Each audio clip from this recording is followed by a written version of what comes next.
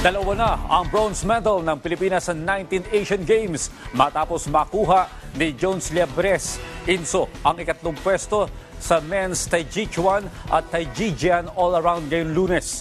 Ito'y dahil sa second place record ng Igorot athlete sa Taijichuan event with 9.746 points at ikaapat na pwesto naman sa Taijijian with 9.740 points.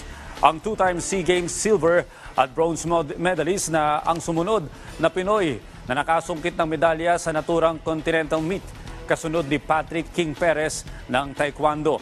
Samantala, bigo namang makasampa sa podium ang five-time SEA Games champion na si Agatha Wong sa women's Taijichuan at Taijijian all-around kagabi.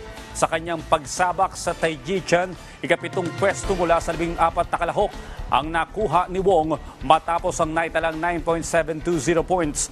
Nagawa naman niyang bumawi sa Taijian event dahil sa kanyang third place finish with 9.736 points.